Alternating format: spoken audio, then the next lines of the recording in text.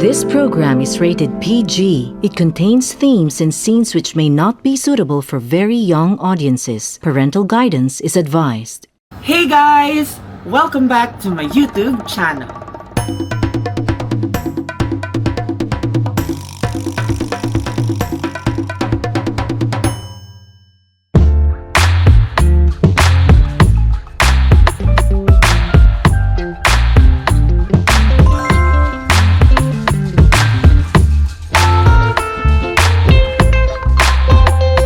Today is June 28, 2025 and today is the day na uuwi na kami ng Pilipinas. Thank you very much Hong Kong and Macau for the One for the Books experience. Hopefully this is not the last time na makavisit tayo sa country na to. This is not a goodbye but a see you soon.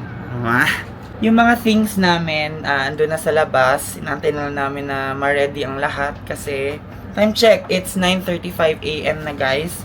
And by 10 AM, dapat naka-station na kami sa Battery Street para sa bus papuntang airport. Andun na sila sa labas, kumakain lang saglit, and then sibat na tayo. Let's go! Good morning guys! Aww. Anong masasabi nyo na last day na natin today dito sa Hong Kong?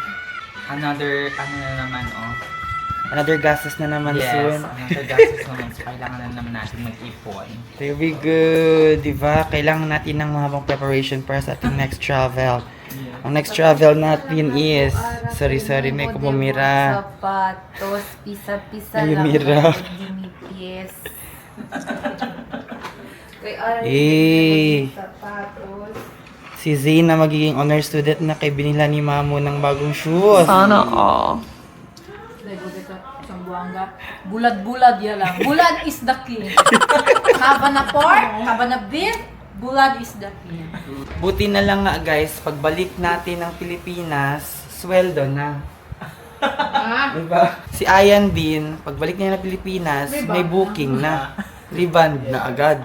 Nag-break lang si Ayan for 1 week sa pag-reband para makapag-unwind. Hey guys, time check. It's 10:45 AM and andito na kami sa airport. Mas maganda na yung early kami kaysa mag-haul kami mamaya sa oras. Hindi natin sure kung maikli yung pila sa immigration or hindi. Kaya mas mabuti nang maaga tayo. Now, papunta kami sa Ray-Ban dito sa loob ng airport kasi may titignan si Aileen. Hindi ko alam kung titignan niya lang or tignan natin kung anong magiging susunod na kabanata. Dito kami ngayon sa McDo, sa may level 8. Level 8 ito sa Hong Kong International Airport kasi nagutom na kami and kailangan na namin bumili ng pagkain bago pa mag-open yung mga counters for check-in. Bale mamaya yung flight namin is 5:40 and then yung boarding time namin is 4:55 PM. So far, close pa yung mga counters kaya antay-antay muna tayo, kain muna tayo, tulog muna saglit. Ang importante, makakauwi tayo ng Pilipinas. Yee! My order is here. Thank you so much. Thank you. Thank you. Bongga kasi may pa-hand sanitizer sila pag i-serve nila sa table. In fairness naman talaga. McDo, HKIA, good job. Otro flame. Pwede yun? Yes? Yeah. Ha? Yeah. Pwede. Onde. Yeah.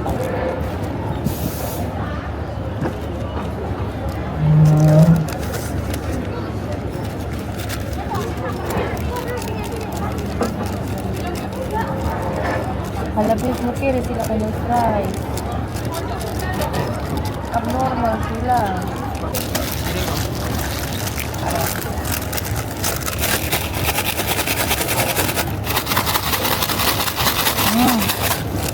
May hair eh. So, ang in-order ko guys is GCB large combo and then large fries combo with seaweed seasoning and coke. And then, nag-additional ako ng isa pang GCB. Because, gutom ako. Let us drawing. Ganda. Yung kay Ellie naman yung order niya is yung parang Angus beef na burger. How is it? Tender? Alright. Yummy, okay. So mix natin tong ano guys, powder and fries. So ang pinili ko is seaweed seasoning. Hindi ko nilagay lahat para may regular fries ako and meron din akong shishika. Sa letrang B. Charot. Let's try.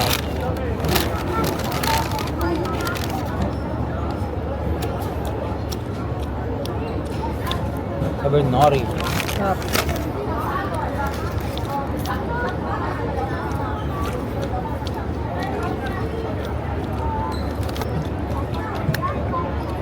It's so good. Sa hinaba-haba ng posisyon, andito na kami sa gate 211. Grabe. Mahabang lakaran din pala yung mangyayari dito guys. Hindi ko inakala na ganun kalaki ang airport ng Hong Kong. Nag-train pa kami papuntang gate 211.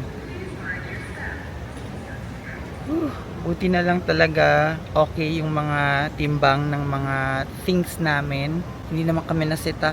Na-over naman kami sa allotted na baggage pero hindi naman siya umabot ng more than 2 kilos pataas. Siguro kung 20 kilos yung naano namin na check-in, nasa 21 point something lang. Kaya nakapasa kami and nakalusot yung aming mga baggage, mga check-in baggage. Kasi ang ginawa naman ni Aileen, yung mga maleta namin na naglalaman ng mga damit namin, sa akin nakapangalan yung 20 kilos na baggage. And then yung para sa pasalubong, nag-additional kami, under naman sa name niya. Kaya dalawa yung naging check-in namin. Bumili na din kami ng sako bag para doon na lang ilagay yung mga gamit para hindi sayang yung extra kilo na matira.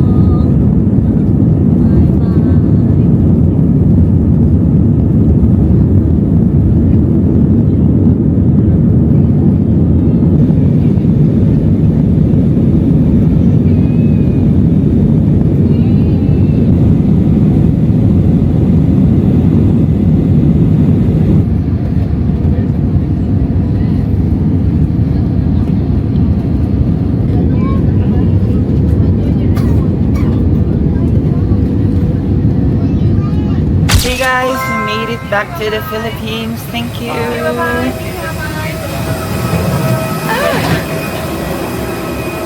Diyan na mabilis yung naging biyahe natin ngayon. Smooth landing as usual.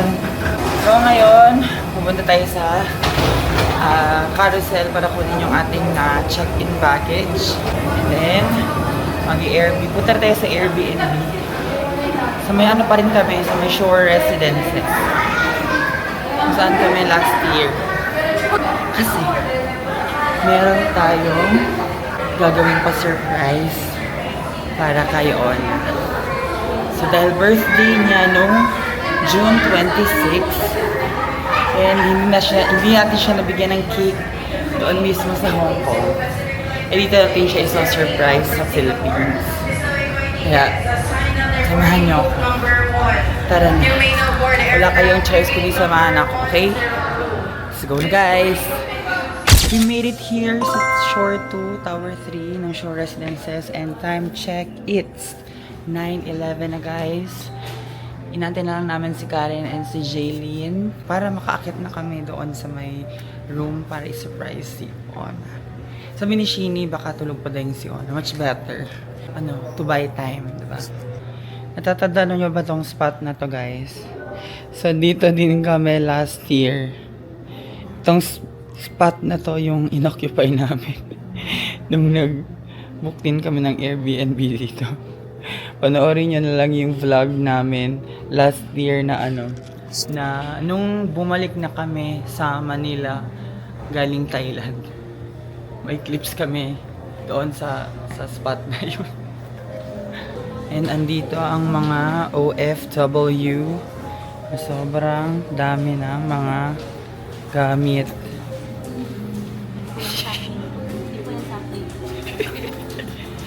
Ayan. So, bale sila Sheng, si Zane, si Kiana, and si Arnold. Bukas din yung uwi nila, pupuntang Zamboanga. Pero, instead of plane, lang sila, tutugo.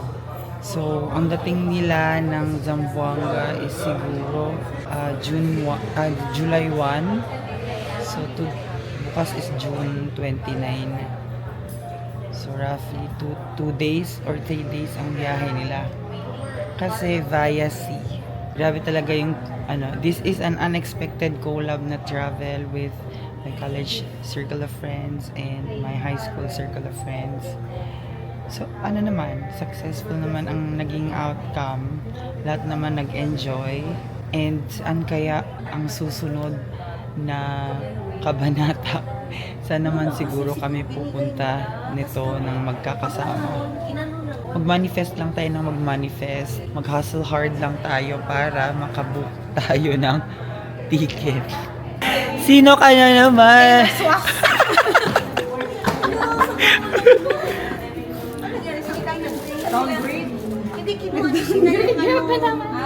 Ang dama mo kanina, te. Alin? Oo. Kala ko prank.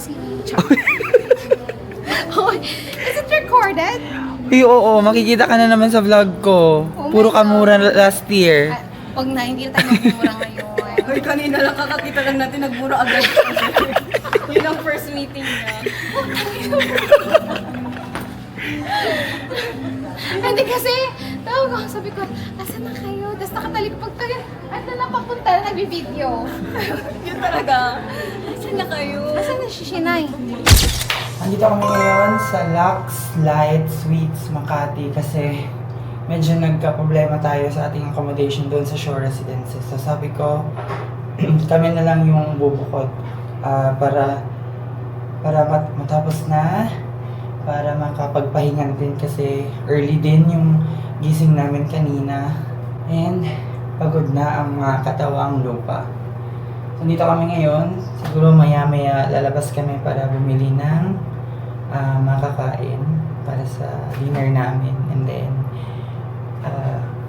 mag-ayos para matulog and bukas na madaling araw sibat na tayo papunta ng airport. Kasi tomorrow 8:45 ang ating flight. 8:45 AM ang ating flight papunta ng Zamboanga City.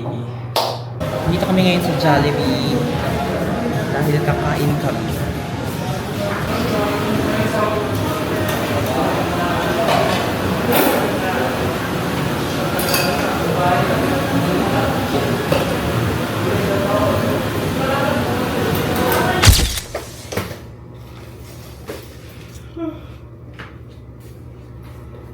Back to reality tayo bukas. Yes. Hi guys! So hindi ko na continue or hindi ko na close ang vlog kagabi or kahapon. So i-continue ko na lang siya ngayon. Good morning guys! Today is June 29, 2025 and currently it's 4:47 AM and we're just getting ready para pumunta na ng airport. Bale, today yung flight namin pauwi ng Zamboanga. Back to reality na naman. Kagabi, nung kumain kami sa Jollibee, malakas yung buhos ng ulan, kaya nag-grab na din kami pa uwi. Kahit na malapit lang, yung singil ng Grab ay nasa 80 pesos. Wala kaming naging choice kasi hindi kami nakadala ng payong, plus hindi rin kami makalusong sa ulan.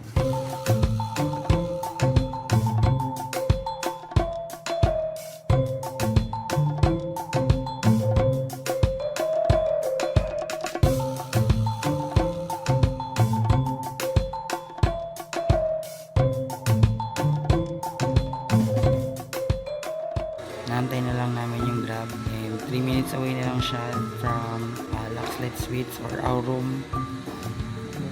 Sa Aurum something na hotel dito sa Makati.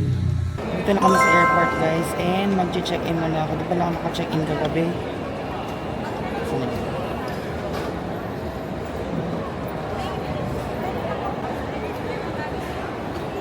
Medyo masama yung panahon sa labas.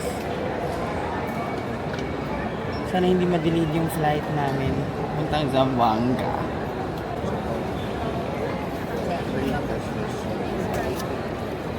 Let's go.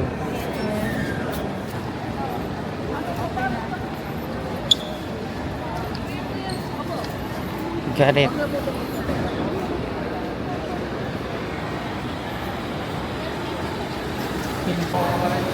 So, na-delayed nga ang aming flight. Supposedly, dapat 8:45 yung alis namin. Pero, na-move siya to 9 ko sa Kion. 9:45?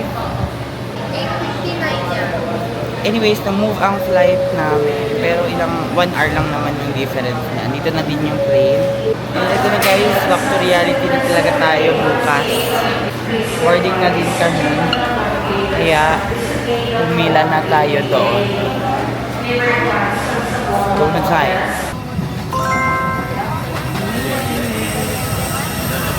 Welcome back to us.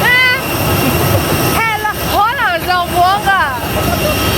Dahil boardok na ito enterong biyahe. Ikaw taday. Kasi ata ang biyahe, akal na entero dito.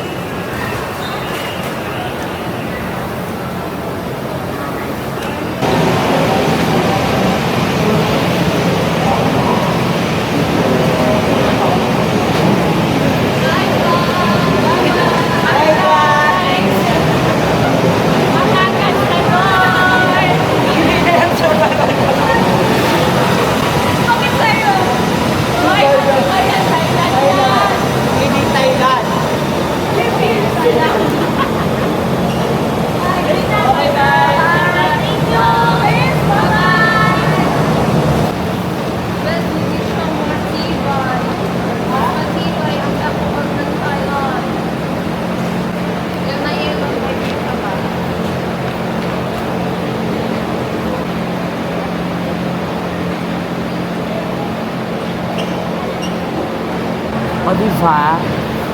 Nawala na kayo. Okay na, na-dismantle na natin yung ating sako bag and nakuha na din natin ang ating mga maleta. And we are ready to go home talaga guys. So ang gagawin now is ihatid ako nila Aileen and Stan muna sa bahay. And then after that, para dire-diretso na rin yung lakad nila kung meron man. So let's go na guys kasi it's 11:51 AM na sa Zamboanga, of course. Bye-bye! See you later! We made it home. Time check, it's 1:08 na ng hapon. Actually, kanina pa ako around 12 PM or 12 noon nakarating dito sa bahay. Thank you so much Aileen and Stan sa paghatid sa akin dito sa aming bahay. So ngayon guys, i-haul natin ang ating mga napamiling mga pasalubong. So, magsimula tayo dito sa mga t-shirts. So, nakabili tayo ng, bali yung package nito or yung ano ba tawag dyan, yung bundle ng mga t-shirts na to is pinagatian namin ni Aileen. So, 8 pieces of shirt is for 100 Hong Kong dollars. So, tig-aapat kami. So, yung binili ko isang XL. Same lang ng design para same lang din kami ng itsura, okay? So, isang XL, isang large, dalawang large pala, and then isang small. Ayan, ito yung design niya. Black and gold. Devon. And then next, ito naman. Syempre, hindi natin makakalimutan ang Big House Egg Tart. So, bumili ako ng 2 box nito, guys. So, ang price ng Big House Egg Tarts for 6 pieces is nasa 75 Hong Kong dollars. So, nabili to nagpasabay kami kay Shinay kasi pumunta siya sa Citygate Outlet. Medyo malayo siya kung saan kami nagsistay or kung saan yung Airbnb namin. So, 75 times 2 is 150 plus $6. Do the math. $6 is for the pamasahe ni Shinay. Ito naman ang ating mga napamiling bags. Kasi, doon sa ladies market, merong isang estante doon na yun yung pinakasikat sa Facebook. Yun yung laging napopost sa Facebook na ito nabili ko is 14 pieces na bags is for 100 Hong Kong dollars. Diba? Such a steal. So, pakita ko sa inyo yung mga bags na nakuha ko. Although, yung ibang bags dito, pare-pareho ng itsura tsaka ng kulay. Kasi, naghalungkat kami, wala na talagang iba. Ay, ito na lang yung mga nakuha namin. So, meron tayong ganito. Di ba ang cute? So, kung tatanong nyo yung size ng bag na to, ganito siya. So, kasize siya ng face ko. Okay? Yan. Ganun tayong ganito, orange. Yan. Kasi ito lang design. Meron din tayong black. Meron din tayong red, ganito. Then, what else? Ay, dito pa pala sa loob ng bag. So, ito yung first batch ng natin, ng mga bags na pasalubong. So, next, open naman natin tong aray. Open natin tong ating hand carry. So, sa mga nagtatanong, Hong Kong Express, HK Express, yung sinakyan naming airlines, galing Manila and pabalik ng Manila. So, kung tatanungin nyo kung winay ba ang aking hand carry, no. Yung aming kinuhang baggage, nung una is light. So, ang kasama sa light na baggage is isang hand carry and isang personal bag. So, ito yung naging hand carry ko. And then, isang knapsack, nandun yung laptop ko. Tapos, yung check-in naman, nag-add kasi kami ni Aileen ng check-in. So, nanghiram ako ng maleta. So, sa maleta yung ibang mga damit ko. So, pina-check-in ko na lang. Anyways, so ito naman, nabili natin siya for, ilang pieces ba to? 30 ref magnets for 100 Hong Kong dollars. O diba, marami na akong nabiling pasalubong sa 100 Hong Kong dollars pa lang. So, ayan. Ito yung designs niya. Ayan. Ito. This one. Tarang. Yan. Then, next, ito naman, mga malalaking bag siya, guys. So, para sa mga malalaking bags, siya, 7 pieces for 100 Hong Kong dollars lang talaga siya. Pero, nag-try si Aileen na mag-haggle. Sabi niya, kung pwede bang 8 pieces for 100 Hong Kong dollars. So, pumayag naman ang tindera. Kaya, nakuha namin to. So, ito yung mga bags na nakuha natin. Na malalaki, guys, ha. Yan. Diba? Oh, malaki siya. Yan. Diba ang gaganda ng mga designs? Oh. Siyempre, mamimili din ako ng akin dyan. Para may remembrance din ako. Oh, diba? Ang cute. Oh. Ito pa, pink. Oh, diba? Pasensya na guys kung hindi ako masyadong or kung tumitingin ako sa ibang angle kasi may external monitor ako dito. Ito. And ito. I think ito yung kukunin ko for myself kasi maganda ang design niya. Para siyang CD. If you know what I mean. CD. Tapos, meron pa tayo ditong nakuha na mga keychain. Ito naman, 10 pieces for 100 Hong Kong dollars. Tapos, nagbigay ng pa-freebies si ate ng dalawa. So, nakakuha tayo ng 12 pieces na keychain. So, sa mga keychain naman, ito yung mga designs na ating kinuha. And then, this one, yung mga attractions sa Hong Kong. Diba? And, ito naman. Alright, sorry. Tada!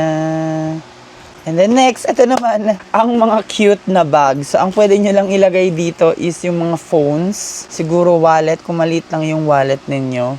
So, ito naman, 14 pieces for 100 Hong Kong dollars. So, ito yung mga designs na nakuha natin. As much as possible kasi gusto ko iba-iba para mas maganda, mas maraming pagpilian, di ba? So, ito yung mga nakuha kong mga designs.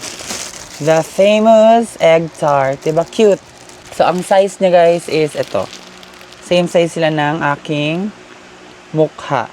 Okay? So, ang I think expandable to siya. Malaki to siya pag binuksan mo. Yan. And then, fast break tayo guys. Ito.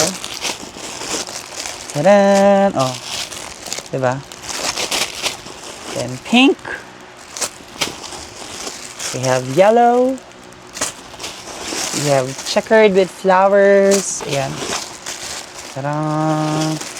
Ito pa. Tapos, ito naman. Red. And then, ito cute. Pusa naman siya. Siguro bigay ko to kay Ali kasi mahilig siya sa pusa. Ito naman, panda. Tapos, ito same lang ang nakuha ko kasi wala nang ibang design. Tapos, ito. Ito yung akin guys. Para terno sila nito. Diba? Oh, cute. And ito naman, kulay green. Oh, diba? So, ang nagastos ko sa ating pasalubong is nasa 400 HKD. So, ang conversion that time is nasa 7.20 or 7.3. Something like that. And then, ano pa ba yung mga nakuha na? Ay!